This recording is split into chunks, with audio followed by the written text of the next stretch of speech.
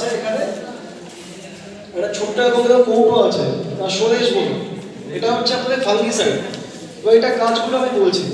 আপনারা দেখতে অনেক সময় যখন সর্ষে লাগায় কিংবা রসুন লাগায়, সর্ষেকে যেটা বলছিলাম ছত্রাক, আমাদের এখানে ম্যাক্সিমাম প্রবলেমগুলো কিন্তু ছত্রাক থেকে হয়। গাছের গাছের উপর একটু আস্তে, গাছের উপর থেকে গাছের গাছগুলো পচে যাওয়া, এগুলো পেঁয়াজের ক্ষেত্রে দেখবে।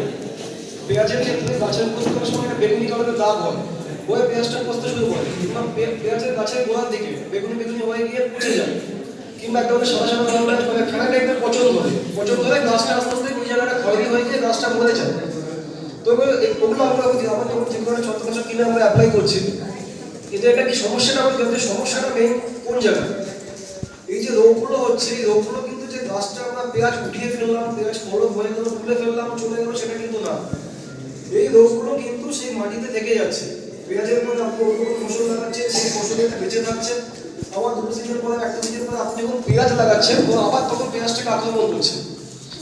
তো কিংবা ধরুন আপনি যে পেঁয়াজটাকে তুলে ঘরে বীজ করলেন, তাহলে কি আছে, যারা পেঁয়াজের ঘরে বীজ করে কিংবা রসুনের বীজ করে আমাদের জমি থেকে ফসল তুলে নিয়ে গিয়ে